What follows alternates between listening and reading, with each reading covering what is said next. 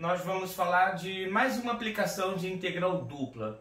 A gente viu inicialmente que integral dupla serve para calcular volume, mas a gente vai ver como é que a gente vai adaptar uma integral dupla para a gente calcular a área de uma região plana. A gente viu uma série de aplicações de integral dupla, né, como cálculo de volume.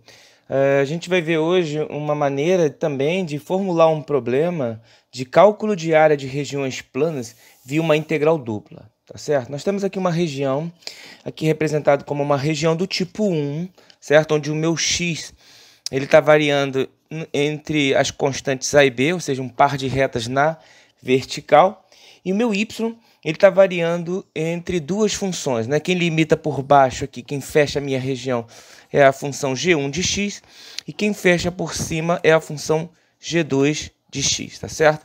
Então essa aqui é a variação do y, né? De baixo para cima, uma vez que o y cresce na vertical de baixo para cima. Lá do cálculo 1, a gente formulava esse problema como sendo uma integral de a até b da função g2 menos a função g1. Né? Geometricamente, quando a gente calculava a integral da função g2, a gente calculava a área que está entre a função g2 e o eixo x, tá certo? E quando a gente calculava a integral da função g1, a gente tinha esse pedacinho aqui, né? Então, quando a gente calcula a área maior e desconta esse pedaço que a gente não quer, a gente fica com a área entre as duas funções. Lá no cálculo 1, a gente viu que não importava se as duas funções estavam acima do eixo x, ou se as duas estavam embaixo do eixo x, ou se tinha uma acima do eixo x e outra abaixo do eixo x, isso não importava, era possível mostrar que a integral, a área entre as duas funções, bastava fazer essa conta. Aqui a gente sempre só precisa lembrar que é sempre a função que está por cima menos a função que está por baixo. No caso aqui, o limite superior menos o limite inferior, tá certo? Bom, agora, se eu pensar que isso aqui é uma variação do y, eu posso encarar como sendo o teorema fundamental do cálculo na variável y, onde esse menos aqui surge do próprio teorema fundamental. Por exemplo, daqui eu tenho o y variando entre g1 e g2, se eu substituir o g2, se eu substituir o g1, eu volto para cá. Né? Mas eu posso pensar que esse cara aqui veio de uma integral dupla. Eu tenho que pensar o seguinte, quem integrando em relação a y vai dar y, ou seja, basta fazer a antiderivada, a derivada do y em relação a y dá 1. Isso significa que se eu integrar 1 em relação a y, isso vai dar y, onde os limites de integração são as funções g1 e g2. Repara que o que a gente tem aqui é uma integral dupla, e esse dy dx é o meu elemento de área nessa região aqui, né? É o meu dA, tá certo? Meu dA. Escrito como região do tipo 1, dy dx, onde o x está variando de a até b e o y aqui está variando de g1 de x até g2 de x. Ou seja, a área da região pode ser escrita nesse caso aqui como uma integral dupla de 1dA. Tá? Vamos olhar como é que ficaria isso como se a região fosse uma região do tipo 2. Né? Se a região fosse do tipo 2, agora é o y que varia entre constantes, no caso aqui o y varia de c até d, um par de retas na horizontal, e o meu x agora, que está limitado da esquerda para a direita, uma vez que o eixo x cresce aqui na horizontal, sempre da esquerda para a direita, quem limita do lado esquerdo é a minha função que eu estou denotando aqui por uma h1 da variável y, o x em função de y, né? E quem fecha do lado direito, que passa a ser meu limite superior, é o que eu estou chamando de h2 de y, o x em função de y. Então essa aqui é a minha região D, escrita como uma região do tipo 2. Só que lá no cálculo 1, a gente montava essa área como sendo a função, a integral, né, de c até d da função h2 menos a função h1, ou seja, quem está mais à direita menos quem está mais à esquerda. Bom, só lembrando aqui que essa aqui é a variação do x, né? Pensando que o x pode ter vindo aqui do teorema fundamental do cálculo, né? Então o x, se eu substituir aqui o H2, vai ficar H2 de y, menos, esse menos vem do teorema fundamental do cálculo, H1 de y. Agora eu posso pensar que esse cara aqui veio lá de uma integral dupla, né? Ou seja, quem integrando em relação a x que vai dar x? Basta novamente usar agora o conceito de antiderivada. Deriva o x em relação a x, que vai dar 1. Ou seja, a integral de 1 dx é x e o x variando de h1 até h2. Ou seja, se você reparar aqui, nós temos exatamente o meu elemento de área, o meu dA, pensado como região do tipo 2, né? O x em função de y e o y variando entre constantes. Então a gente tem a integral dupla de 1dA, onde aqui nós temos a integral na minha região, né? Na minha região D. Mais uma vez a gente viu que a integral de 1dA passa a ser a área da minha região, tá? Então a gente está encontrando aqui uma maneira da gente calcular a área de função de região plana, né? Repara que quando a gente começou a falar de integral dupla, a gente pensou inicialmente, né, como essa f aqui sendo uma função não negativa, é como se fosse a área da base vezes a altura. Então, nesse caso, se essa função aqui ela é constante igual a 1, é como se a constante não varia, né? Ou seja, para todo ponto aqui dentro, a imagem de qualquer ponto aqui vale 1. Então, se fosse a área da base vezes a altura e a altura for igual a 1, numericamente, o volume vai coincidir com a área da base, né? Se eu pensar num sólido com altura constante, né? Altura constante igual a 1, e se eu fizer a área da base vezes a altura, numericamente, a área vai coincidir com o volume. As unidades seriam diferentes, né? Se eu pensar, por exemplo, em metros quadrados, a área, o volume estaria em metros cúbicos. Mas o volume, numericamente, vai coincidir com a área. Então, a gente tem aqui uma primeira aplicação, primeira não, né? Mais uma aplicação de integral dupla. Toda vez que a gente quiser calcular a área de uma região plana, basta montar a integral dupla de 1dA. Bom, se eu for pensar nisso aqui como uma região do tipo 1 ou tipo 2, a gente vai voltar para aquelas duas situações aqui que a gente viu, né? Pensando como tipo 1, eu daqui vou fazer esse caminho de volta e vou chegar aqui no cálculo 1, beleza. Então já poderia pensar assim, já vou montar o problema dessa maneira, lá como a gente fazia no cálculo 1. Se eu pensar como uma região do tipo 2, a gente montaria esse problema e faria o caminho inverso e chegaria de novo lá no cálculo 1. Bom, se eu pensar em coordenadas cartesianas, ou seja, coordenadas retangulares, mas aí que vem a vantagem, né? Se a gente pensar que eu vou formular um problema de área dessa maneira, e essa região aqui, de repente, não é interessante escrever em coordenadas retangulares ou coordenadas cartesianas, né? A gente pode pensar, por exemplo, no cálculo de uma integral dupla via coordenadas polares, né? A vantagem lá do cálculo 1 do cálculo 2 para o cálculo 1 é que agora o nosso ponto de partida já é uma integral dupla. E daqui para cá a gente já aplica uma substituição. Então aqui vou pegar um problema bem conhecido, né? Mostrar que a área de um disco de raio Rzão, vou botar esse Rzão como sendo uma constante, o raio desse disco, e não confundir com o Rzinho das coordenadas polares, né?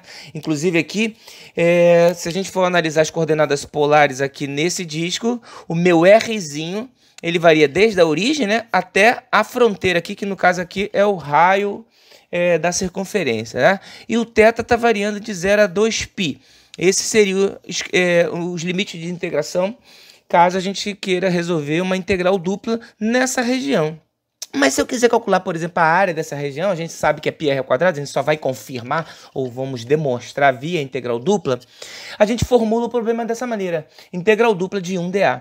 Lembrando que o dA em coordenadas polares é r dr dθ, também pode ser dθ dr, tá certo? E aí a gente coloca os limites de integração aqui. Nosso rzinho está variando de 0 até o rzão e o θ está variando de 0 até 2π. Daí a gente consegue fazer a primeira integral aqui em r, né? A integral de r em relação a r vai dar r² sobre 2, com esse r aí variando de 0 até rzão. Aplico o teorema fundamental do cálculo, jogo o rzão ao quadrado sobre 2.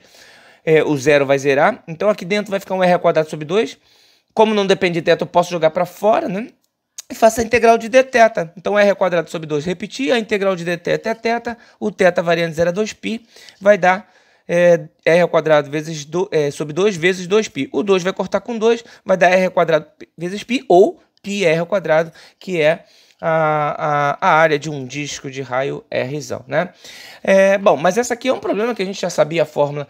O interessante é que a gente consegue calcular a área de regiões que em coordenadas cartesianas seria difícil de escrever, né? Então, por exemplo, aqui a gente tem um cardioide dado por essa equação, né? Repara que se o θ é 0, pensar que o θ está variando assim, né? No sentido de horário. Então, aqui no eixo x o r é 0, o θ é 0, né? Se o θ é 0, o cosseno de 0 é 1, então vai ficar 1 menos 1, o r vale 0, né? Aí o r começa a aumentar, repara que ele vai crescendo, vai crescendo, vai crescendo, vai crescendo. Quando ele chega aqui em π sobre 2, né? Cosseno de π sobre 2 é 0, vai ficar 1 menos 0, ele vale 1. Depois o cosseno continua variando aqui, repare que ele vai chegar a um momento onde ele vai atingir o seu valor máximo, né?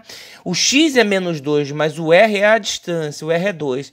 Repare que se eu faço o θ igual a π, né? Que seria aqui θ igual a π, cosseno de π é menos 1, então vai ficar 1 menos o menos 1, que vai dar 1 mais 1, vai dar 2, essa distância aqui, né? Depois eu continuo variando.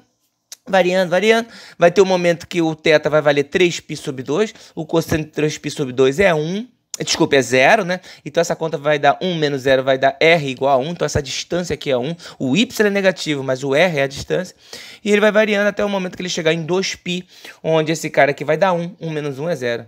A gente desenhou aí uma região, essa fronteira, né? Essa linha aqui é o nosso cardioide, né? Então é a equação da fronteira dada por esse cara aqui, isso é um cardioide. Existem outros formatos de cardioide também. A gente pode girar ele, né? Botar esse coraçãozinho aqui para cima, para baixo, para esquerda, para direita. Bom, o importante é que o meu R está variando desde a origem até a fronteira, ou seja, de 0 até a própria equação polar do cardioide. E a gente tem uma volta completa, passando pelos 4 quadrantes, onde o θ está variando de 0 a 2π. Então a gente consegue escrever essa região de forma muito fácil em coordenadas polares. Já em coordenadas cartesianas ficaria difícil. Se a gente quer calcular essa área que está aqui em amarelo, basta montar a integral dupla, formular o problema de uma integral dupla, basta colocar a função constante igual a 1. Então lembrando, toda vez que a gente quiser calcular a área via integral dupla, eu monto o problema, já formulo o problema como sendo integral dupla de 1dA. Seguindo aí, repare que o R dr dθ, essa ordem agora ela foi importante, eu não posso inverter dθ dr, porque eu estou colocando o R em função de θ, repare que o R está dependendo de θ, né? Bom, eu até conseguiria colocar o θ em função de R, mas aí eu teria que passar cosseno de θ como sendo 1 menos R, o θ seria arco cosseno desse negócio aí acho que iria complicar a nossa vida, né? Bom, o R então está variando aqui dentro, o θ está variando lá fora, com os limites que a gente acabou de falar. Faço a integral de R dr, vai dar R ao quadrado sobre 2, né? O meio eu passei para fora, está multiplicando, né? Ou seja, dividir por 2 é o mesmo que multiplicar por meio. O R ao quadrado, ou seja, ficou o quadrado desse 1 menos cosseno ao quadrado. Aí, fazendo as continhas aqui, ó, o quadrado do primeiro, 1 ao quadrado é 1, menos 2 vezes o produto do primeiro pelo segundo, então é 2 vezes 1 vezes cosseno, então deu menos 2 cosseno, mais o quadrado do segundo, ou seja, o quadrado do cosseno. Integral da soma é a soma das integrais. A integral de 1 em relação a θ é θ. O menos 2 eu repito. A integral do cosseno é seno. E aqui a integral, né? A integral do cosseno ao quadrado é uma integral tabelada também. É θ sobre 2 mais seno de 2θ sobre 4. Tá? Com θ variando de 0 a 2π, quando eu jogar o 2π aqui vai dar um 2π no lugar do θ. Quando eu jogar o 2π aqui no lugar do seno, seno de 2π é 0. Aqui vai ficar um 2π sobre 2, que está escrito aqui. Quando eu jogar o 2π no seno de 2θ, vai ficar seno de 4π, que é 0. Então vai ficar 0 sobre 4. Então a gente não escrevi aqui porque zerou. Quando eu jogar o 0, em todas essas parcelas, vai zerar, né? Porque aqui vai ficar 0, seno de 0 é 0, aqui vai ficar 0 sobre 2, e aqui seno de 2 vezes 0, ou seja, seno de 0. Bom, o 2 cortou com 2, isso aqui vai dar π, então 2π mais π vai dar 3π, ou seja, a área dessa região, desse cardioide é 3π sobre 2, lembrando que π aí é aproximadamente 3,1415, a gente trabalha em radianos, né? Bom, mas esse é o valor exato, e com isso a gente consegue calcular a área de diversos tipos de região, basta conhecer a equação polar, né? A gente poderia pensar em regiões, por exemplo, rosáceas, né? Então, pela simetria, bastaria calcular a área de uma pétala, por exemplo, né? Se eu pensar aqui, aí eu precisaria da equação polar dessa região, né? Bastaria calcular a área de uma pétala, se eu quiser a área total, basta multiplicar por 4, e aí tem os recursos, né, que a gente pode usar.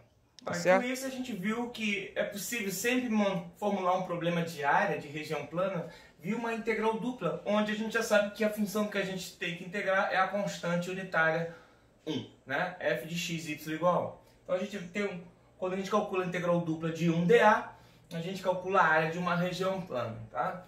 É óbvio que se eu for pensar isso aqui em coordenadas retangulares ou cartesianas, né? Pensando no dA como sendo dy, dx ou dx dy, ao resolver a primeira integral, seja em y ou em x, a gente vai cair numa integral do cálculo 1, que a gente já sabia como calcular a área de regiões desse tipo. A vantagem é que o ponto de partida agora é uma integral dupla.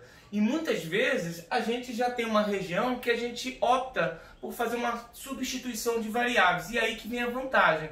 A gente pode formular, por exemplo, esse problema para calcular a área de regiões que são facilmente escritas em coordenadas polares. Né? Se eu formular isso como um problema lá do cálculo 1, a gente não tinha essa vantagem. Né? A gente, por exemplo, sabe que esse dA ele pode ser escrito como sendo r dr dθ, né? E aqui a gente vai ter uma nova região de integração. Também posso trocar a ordem, integrar primeiro em θ e depois em r, mas muitas vezes essa integral facilita a nossa vida porque os limites nos permitem escrever regiões deformadas. Por exemplo, regiões como rosáceas, cardioides, coisas que facilmente a gente escreveria em coordenadas polares, mas teria dificuldade de escrever em coordenadas cartesianas, tá certo?